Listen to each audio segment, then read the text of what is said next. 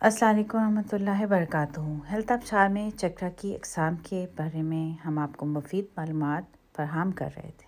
اب اس کا حصہ دوئم پیش کرتے ہیں۔ آج ہم آپ کو 5ویں، 6ٹھے اور 7ویں چکرا کی افادیت کے بارے میں بتائیں گے۔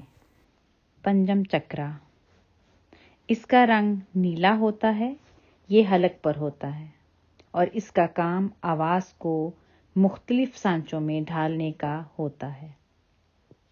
اگر اس میں خرابی پیدا ہو جائے تو انسان اپنا مافی الضمیر بیان کرنے سے قاصر ہوتا ہے۔ حلق ہماری آواز، پھیپھڑوں، منہ، دانت اور غدودوں کو قابو کرتا ہے۔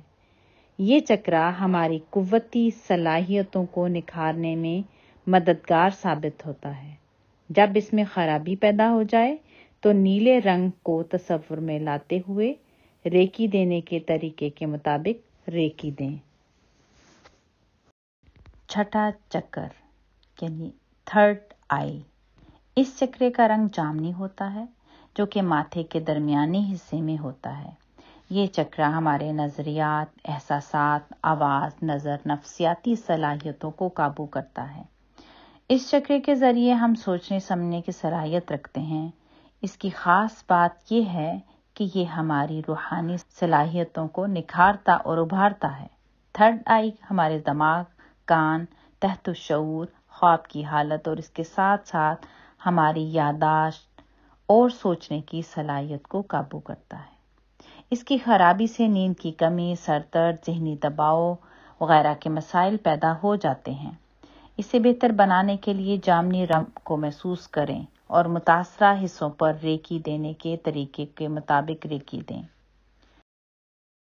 7واں چکرا، کراؤن چکرا، اس چکرے کا رنگ سفید اور بنفشی ویلوٹ ہوتا ہے۔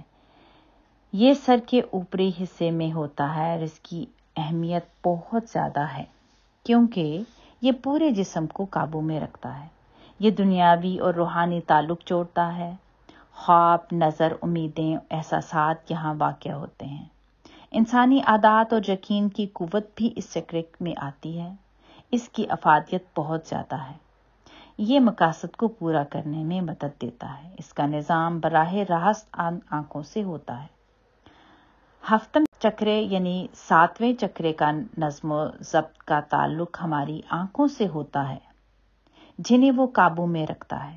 ہمارے دماغ کا اوپری حصہ سوچوں، امیدوں اور خیالات کو بیدار کرتا ہے جس کا تعلق ہماری روح سے بنتا ہے۔ اس میں امید، لگن، آگے بڑھنے کی صلاحیت کو نشوونما ملتی ہے۔ ہماری امیدیں، خواب حقیقت کی شکل اختیار کرنے لگتے ہیں۔ اس چکرے کی صلاحیتوں کو بروئے کار لاتے ہوئے ہماری کامیابی سے ہمکنار ہو سکتے ہیں۔ ہمارے دماغ میں بہت سے چکرے ہوتے ہیں لیکن ہفتم چکرا یعنی کہ 7واں چکرا سب سے زیادہ اہم ہوتا ہے۔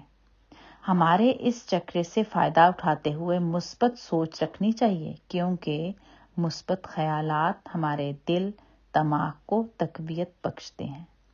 آپ اپنے اس چکرے کو ریکی دینے کے طریقے کے مطابق ریکی دے کر اس کی صحت کو ٹھیک کر سکتے ہیں۔